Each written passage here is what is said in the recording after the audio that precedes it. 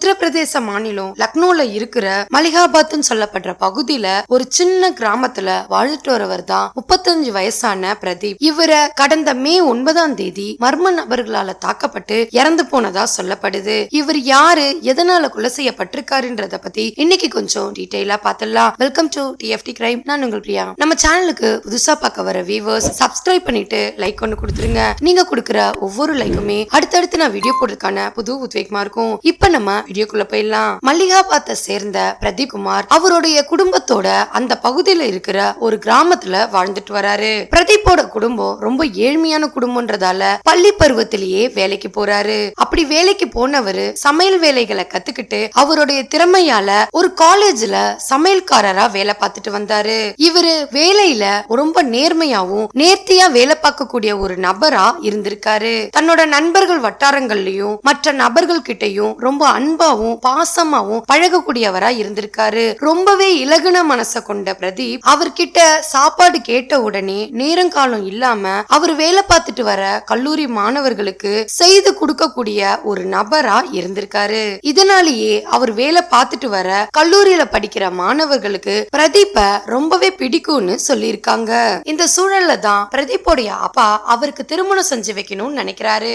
இதுக்காக அவங்க கிராமத்துல இருந்து சுற்றுப்புற பகுதியில இருக்கிற திருமணத்துக்காக பெண் தேடி அலைகிறாரு. அந்த சமயம் பிரதீப் அப்பாவுடைய நண்பர் ஒருவர் அவங்க கிராமத்துல இருந்து பக்கத்து கிராமத்துல ரேகான்னு சொல்லப்படுற ஒரு பெண்ணை அறிமுகப்படுத்துறாரு. ரேகாவை பார்த்த பிரதீப்க்கு அவங்கள ரொம்பவே பிடிச்சு போய் தன்னோட அப்பா கிட்ட ரேகாவையே திருமணம் செஞ்சுக்கிறதா சொல்றாரு. பிரதீப்பாவுடைய அப்பாவும் தன்னோட மகனுடைய சந்தோஷத்தை பெருசா நினைச்சு ரேகாவுடைய குடும்பத்தார்கிட்ட திருமணத்தை பத்தி பேச்சுவார்த்தையை நடத்தியிருக்காரு.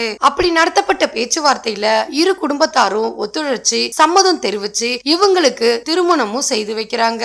திருமணத்துக்கு பிறகு பிரதீப் அவருடைய மனைவியான ரேகாவை தன்னோட அம்மா அப்பா வாழ்ந்துட்டு வர அந்த வீட்லயே கூட்டு குடும்பமா வாழ்ந்துட்டு வந்திருக்காரு. அப்படி வாழ்ந்துட்டு வந்த காலகட்டத்துல பிரதீப்புடைய அம்மாவுக்கும் ரேகாவுக்கும் அடிக்கடி சின்ன சின்ன பிரச்சனைகள் ஏற்பட ஆரம்பிச்சது. இந்த பிரச்சனைகள் எல்லாமே நாளடைவுல பெரிதாகி பிரதீப்க்கு நிம்மதி இல்லாத ஒரு சூழல் ஏற்பட ஆரம்பிச்சது.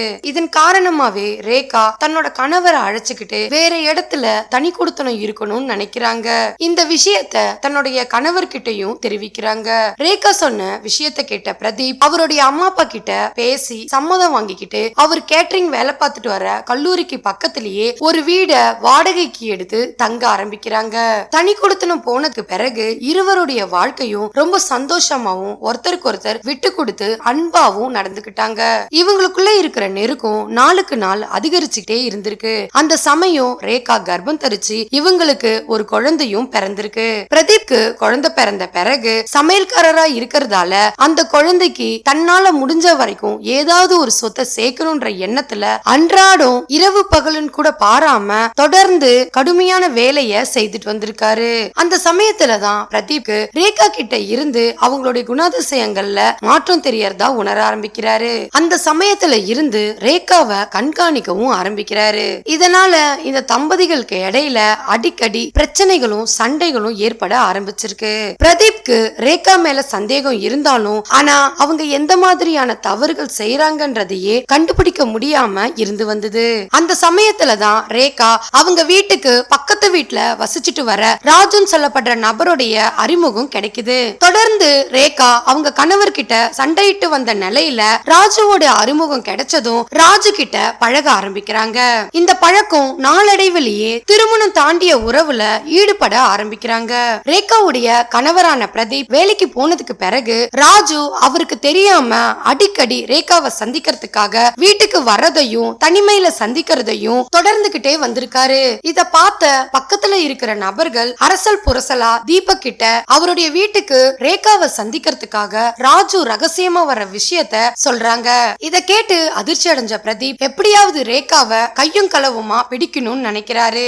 அந்த சமயம் பிரதீப் இத பத்தி கேட்டு ரேகா கிட்ட சண்டையும் போட்டிருக்காரு. ஆனா ரேகாவோ பிரதீப் கிட்ட ராஜுக்கும் தனக்கும் எந்த ஒரு சம்பந்தம் இல்லைன்னு சொல்லி தொடர்ந்து வாக்குவாதத்துல ஈடுபட்டிருக்காங்க. இதனால மன உளைச்சலுக்கு ஆளான பிரதீப் ரேகா கிட்ட ஒரு சுமூகமான உறவுல இருக்கிறதையே தவிர்த்துக்கிட்டே வந்திருக்காரு. பிரதீப் என்னதான் ரேகாவை கண்டிச்சாலுமே அவங்க தொடர்ந்து ராஜு கூட தொடர்புலயே இருந்து வந்திருக்காங்க. அதோட ராஜுவோடைய ஃப்ரெண்டான சோனுன்னு சொல்லப்படுற நபரும் ரேகாவுக்கு அறிமுகமாகறாரு. இவங்க ராஜு கூட எப்படி உறவுல இருக்காங்களோ சோனு கூடவும் தொடர்புல இருந்து வராங்க. பிரதீப் வேலைக்கு போனதுக்கு பிறகு சோனு கூடவும் ராஜு கூடவும் தொடர்ந்து தனிமையில ரகசியமா சந்திக்கிறத தொடர்ந்துகிட்டே வந்திருக்காங்க. இத தெரிஞ்சுக்கிட்ட பிரதீப் தன்னோட மனைவி கிட்ட ரொம்ப கண்டிப்போட நடந்துகிட்டாரு. இதனாலேயே ரேகாவுக்கும் பிரதீப் குலவும் அடிக்கடி பிரச்சனைகள் ஏற்பட்டு வாக்குவாதமாகி பெரிய சண்டைகளுக்கு வழிவகுத்துது. பிரதீப் தன்னோட அப்பா கிட்ட ரேகாவை பத்தின விஷயங்களை சொல்லி ரொம்பவே வருத்தம் அடைஞ்சிருக்காரு. இந்த பிரச்சனைகள் எல்லாமே தொடர்ந்துட்டு வந்த நிலையில தான் கடந்த மே 9 மர்ம நபர்களால தாக்கப்பட்டு பிரதீப் அவருடைய வீட்லயே இறந்து போறாரு. அந்த சம்பவம் விடியற்காலையில நடந்ததால பிரதீப்ப கொலை செய்த நபர்களை அந்த பகுதியில வாழ்ந்துட்டு வர மக்கள் யாருக்குமே அந்த மர்ம நபர்களை பத்தின எந்த ஒரு அடையாளமும் தெரியாம இருந்திருக்கு. அதன் பிறகு காவல் நிலையத்துக்கு தகவல் கொடுக்கப்பட்டு மற்ற உறவினர்களுக்கும் பிரதீப்புடைய அப்பாவுக்குமே இந்த தகவல் கிடைக்குது. தன்னோட மகன் இறந்து போன செய்தியை கேட்டு பிரதீப்புடைய அப்பா அதிர்ச்சி அடைகிறாரு. காவல் நிலையத்துல தகவல் கிடைச்சதுமே சம்பவ இடத்துக்கு வந்த போலீஸ் அவங்களுடைய வழக்கமான விசாரணைய ஆரம்பிக்கிறாங்க. அதோட பிரதீப் கொல்லப்பட்ட வீட்டை தொடர் ஆய்வு நடத்திட்டு வந்திருக்காங்க. சம்பவ இடத்துல இருந்து பிரதீப்போட உடலை மீட்டு அட்டாப்சிக்காக அனுப்பியிருக்காங்க. வீட்டுல இருந்த ரேகா கிட்டையும் தொடர் விசாரணைய நடத்தி வந்தாங்க. மறுபுறம் பிரதீப் வேலை பார்த்துட்டு வந்த காலேஜ் கேன்டீன்லயும் அவருக்கு யாராவது எதிரிகள் இருக்காங்களான்ற கோணத்திலையும் விசாரணைய நடத்திருக்காங்க. அப்படி நடத்தப்பட்ட விசாரணையில போலீஸ்க்கு சந்தேகத்துக்குரிய விதமா எந்த ஒரு நபர்களையுமே குற்றவாளியா கருதல. இதனால குழப்பமடைஞ்ச போலீஸ் தொழில்நுட்பத்தை நம்பலான்ற முடிவுக்கு வராங்க. பிரதீப் கொலை செய்யப்பட்ட இடத்துல அந்த பகுதியில இருக்கிற மொபைல் சிக்னல் டவர்ல புது எண் தரவுகள் ஏதாவது கிடைக்குமான்றதுல முழு வீச்சோட செயல்பட்டுக்கிட்டு வந்தாங்க. பிரதீப்புடைய கொலை வழக்குல வெளிநபர்களுடைய ஈடுபாடு 50% வரைக்குமே இல்லாம இருக்குன்றத உறுதிப்படுத்திக்கிறாங்க. மறுபடியும் பிரதீப்புடைய அப்பா கிட்ட போலீஸ் விசாரணைய நடத்துறாங்க. அவர்கிட்ட ஏதாவது ஒரு தகவல் கிடைச்சாலும் அதை வச்சு குற்றவாளிய சுலபமா கண்டுபிடிச்சிடலான்ற கோணத்துல அவர்கிட்ட தொடர்ந்து விசாரணைய நடத்துறாங்க. அப்படி நடத்தப்பட்ட விசாரணையில தன்னோட மருமகள் மேல தனக்கு சந்தேகம் இருக்கிறதா தெரிவிச்சிருக்காரு. ஒருவேளை ரேகாவே தன்னோட மகனை கொலை செய்திருக்கலான்ற சந்தேகம் தனக்கு இருக்கிறதா போலீஸுடைய வாக்குமூலத்துல கொடுத்திருக்காரு. இந்த தகவலை கேட்ட போலீஸ் அவங்களுடைய பார்வை ரேகா மேல திரும்ப ஆரம்பிச்சது. போலீஸ் ரேகாவை ரகசிய கண்காணிப்புல வச்சிருந்தாங்க.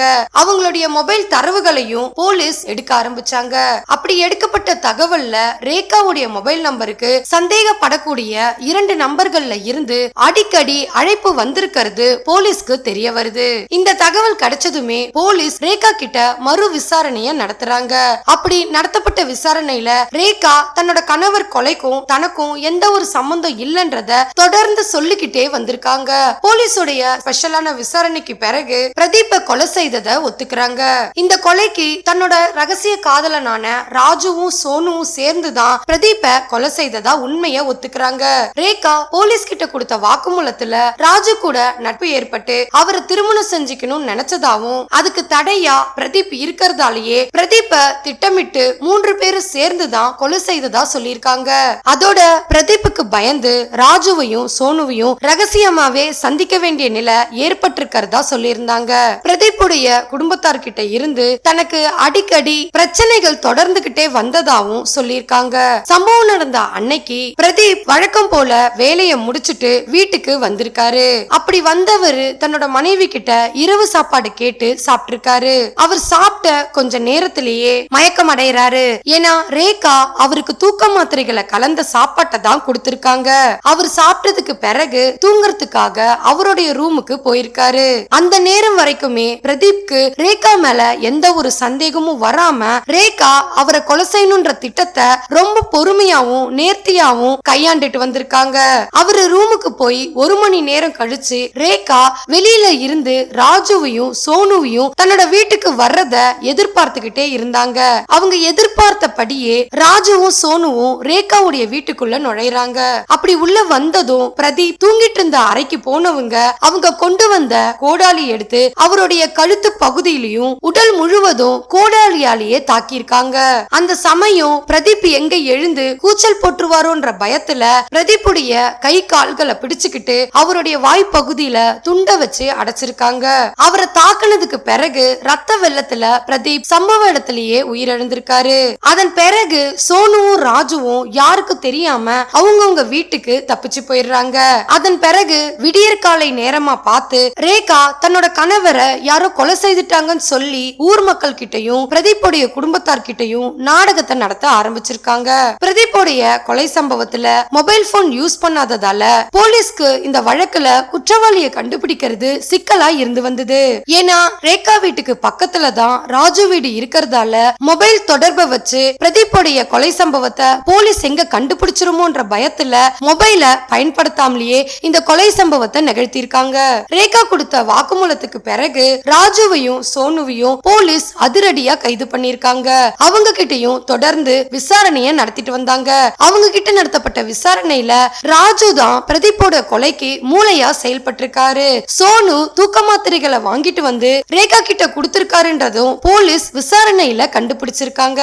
ராஜு வீட்லயும் சோனு வீட்லயும் இந்த கொலை சம்பவத்துக்கு தொடர்பு இருக்கிற ஏதாவது ஒரு சாட்சியமோ ஆதாரமோ கிடைக்குமான்ற கோணத்துல ஆய்வையும் நடத்திட்டு வராங்க. பிரதீப்புடைய வழக்குல எந்த ஒரு தகவலும் இல்லாத நிலையில பிரதீப்புடைய அப்பா கொடுத்த தகவலாலேயே ரேகாவும் சோனுவும் ராஜுவும் போலீஸ் குற்றவாளிகளை கண்டுபிடிச்சிருக்காங்க. பிரதீப்புடைய குடும்ப உறுப்பினர்கள் குற்றவாளிகளுக்கு அதிகபட்ச தண்டனை கிடைக்க நீதிமன்றத்துல கோரிக்கை எழுப்பியிருக்காங்க.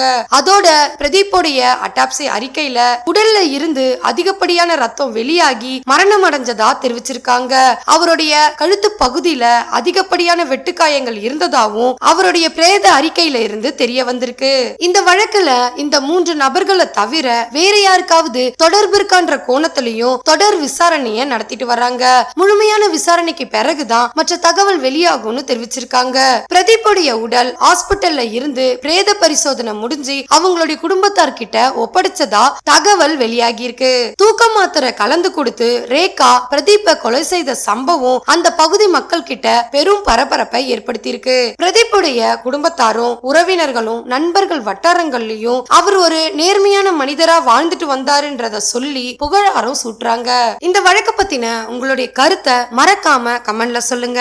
லைக் பண்ணுங்க, ஷேர் பண்ணுங்க. மறுபடியும் வேற ஒரு கேஸோட உங்களை சந்திக்கிறேன். தேங்க்யூ.